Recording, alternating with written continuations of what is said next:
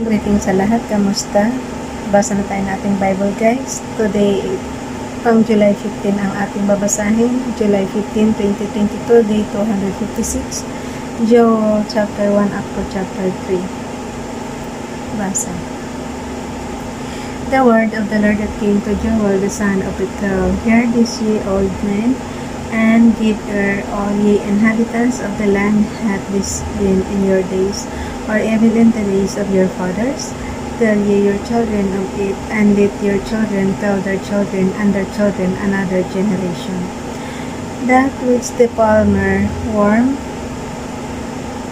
hath left hath the locust eaten, and that which the locust hath left hath the cankerworm eaten, and that which the cankerworm had left had the caterpillar eaten. Awake ye drunkards, and weep, and howl, all ye drinkers of wine, because of the new wine, for it is cut off from your mouth. For a nation is come up upon my land, strong and without number, whose teeth are the teeth of a lion, and he hath hit the teeth of a great lion. Verse 7. He hath laid my vine waste, and barked my fig tree. He hath made it clean bare, and cast it away. The branches thereof are made white. Lament like a virgin girded with sackcloth, for the husband of her youth. The meat offering and the drink offering is cut off from the house of the Lord. The priest, the Lord's ministers, mourn. The fold is wasted, the land mourneth, for the corn is wasted, the new wine is dried up, the old languisheth. Be ye ashamed, O ye husbandmen, howl, O ye vine dressers, for the wheat and for the barley, because the harvest of the fruit is perished. The vine is dried up, and the fig tree languisheth, the pomegranate tree, the palm tree also, and the apple tree, even all the trees of the field are withered, because joy is withered away from the sons of men. Gird yourself, and lament, ye priests. All ye ministers of the altar, come lie all night in sackcloth, ye ministers of my God, for the meat offering and the drink offering is withholden from the house of your God. Sanctify ye fast, call a solemn assembly, gather the elders and all the inhabitants of the land into the house of the Lord your God, and cry unto the Lord. Verse 15. Alas for the day of the Lord is at hand, and as the destruction from the Almighty shall it come. Is not the meat cut off before our eyes, yea, with joy and gladness from the house of our God? The seed is rotten under their clothes. The garners are laid desolate, the barns are broken down, for the corn is withered. How do the beasts groan, the herds of cattle are perplexed, because they have no pasture, yet the flocks of sheep are made desolate, O Lord. So they will I cry to the fire hath devoured the pastures of the wilderness, and the flame hath burned all the trees of the fold. The beasts of the field cry also unto thee, for the rivers of waters are dried up, and the fire hath devoured the pastures of the wilderness. Joel chapter 2. Blow ye the trumpet in Zion, and sound an alarm in my holy mountain. Let all the inhabitants of the land tremble, for the day of the Lord cometh, for it is night at hand, a day of darkness and of gloominess, a day of clouds and of thick darkness, as the morning spread upon the mountains. A great people and strong, there hath not been even the light, neither shall be any anymore after it, even to the years of many generations. Verse 3. A fire devoureth before them, and behind them a flame burneth. The land is as the garden of Eden, before them and behind them a desolate wilderness, and nothing shall escape them. The appearance of them is as the appearance of horses, and as horsemen so shall they run. Like the noise of chariots on the tops of mountains shall they leap, like the noise of a flame of fire that devoureth the stubble, as a strong people sit in battle array. Before their face the people shall be much pained, all faces shall gather blackness.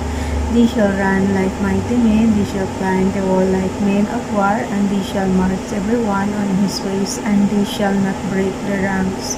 Verse 8, neither shall one trust another, they shall walk every one in his path, and when they fall upon the sword, they shall not be wanted.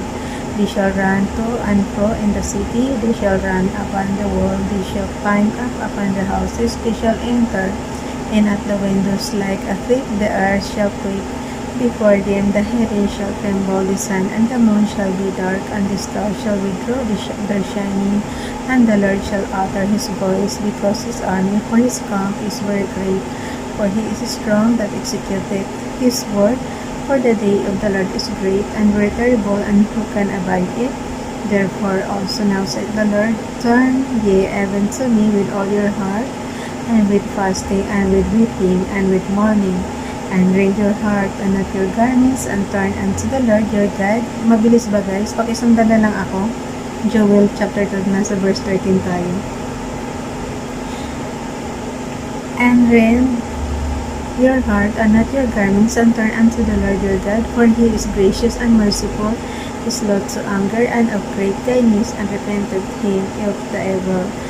Who knoweth if he will return and repent, and leave a blessing behind him, even a meat offering and a drink offering unto the Lord your God?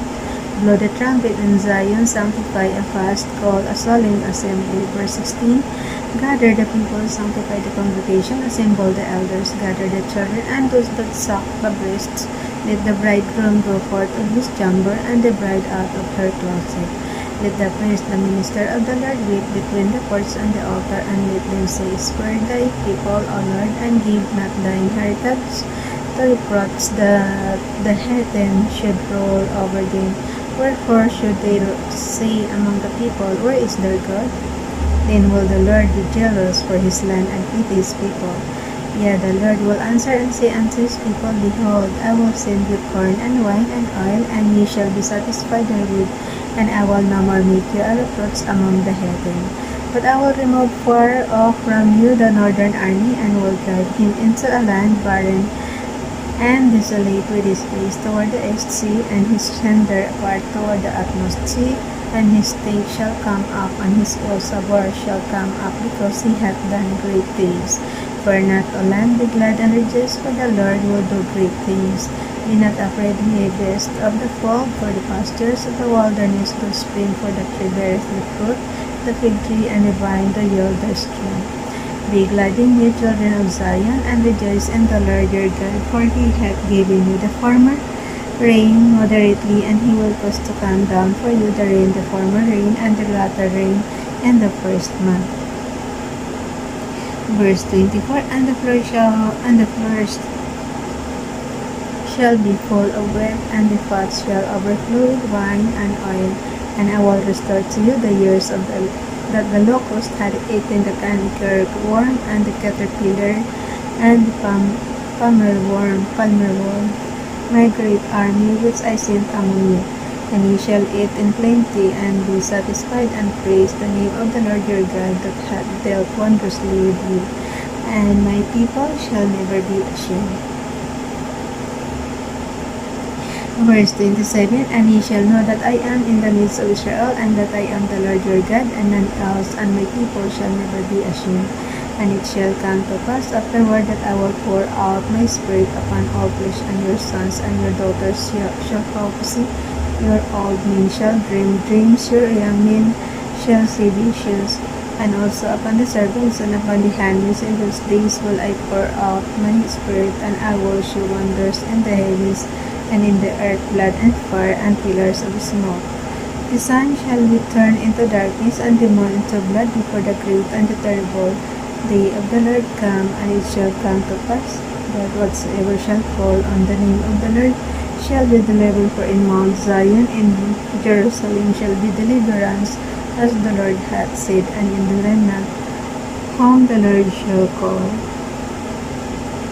Joel chapter 3, last chapter na to guys.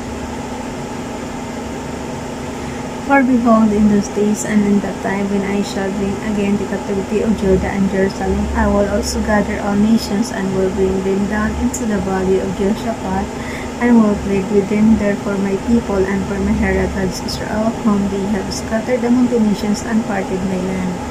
And they have cast lots for my people, and have given a boy for an harlot, and sold a girl for wine, that they might drink. Yeah. And what have you to do with me, O Tyre, and Zidon, and all the coast of Palestine? Will you render me a recompense? And if you recompense me swiftly and speedily, will I return your recompense upon your own hand. Because you have taken my silver and my gold, and have carried into your temples my godly pleasant things, the children also of Judah and the children of Jerusalem have you sold unto the Grecians, that ye might remove them far from their border.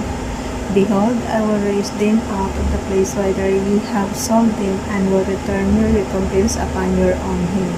And I will sell your sons and your daughters into the hand of the children of Judah, and ye shall sell them to the servants, to a people far off, for the Lord hath spoken it. Proclaim ye this among the Gentiles, prepare war, wake up the mighty. Verse 9 tayo ha, sandali lang. Verse 9. Proclaim ye this among the Gentiles, prepare war, wake up the mighty men, let all the men of war draw near, let them come up. With your plowshares into swords, and your pruning hooks into spears, let the weak say, I am strong. Oh, dito pala yun. Ulitin natin yung verse 10, guys. With your plowshares into swords, and your pruning hooks into spears, let the weak say, I am strong. May kanta yun. Assemble yourselves, and come all ye heathen, and gather yourselves together round about thy coast, the mighty ones to come down, O Lord. Let the heathen be weakened, and come up to the body of Jehoshaphat, for there will I sit to judge all the heathen round about. Verse 13, Put ye in the sickle, for the harvest is ripe. Come, get you down, for the press is full, the pots overflow, so their wickedness is great. Multitudes in the valley of decision, for the day of the Lord is near in the valley of decision. The sun and the moon shall be darkened, and the stars shall withdraw their shining. The Lord also shall roar out of Zion, and utter his voice from Jerusalem, and the heavens and the earth shall shake. Nakakatakot to, guys. Nakalagay, and the heavens and the earth shall shake, but the Lord will be the hope of his people, and the strength of the children of Israel. So shall ye know that I am the Lord your God, dwelling in Zion, my holy mountain. Then shall Jerusalem be holy, and there shall no strangers pass through her anymore. And it shall come to pass in that day that the mountain shall drop down new wine, and the hills shall flow with milk, and all the rivers of Judah shall flow with waters, and a fountain shall come forth of the house of the Lord, and shall water the valley of Shittim. Verse 19, Egypt shall be a desolation, and Edom shall be a desolate wilderness for the violence against the children of Judah, because they have shed innocent blood in their land. But Judah shall dwell forever, and Jerusalem from generation to generation. For I will cleanse their blood that I have not cleansed, for the Lord dwelleth in Zion. That's it, guys. Joel chapter 1 up to chapter 3. Yan yung ating pang July 15, 2022. Bye everyone. God bless.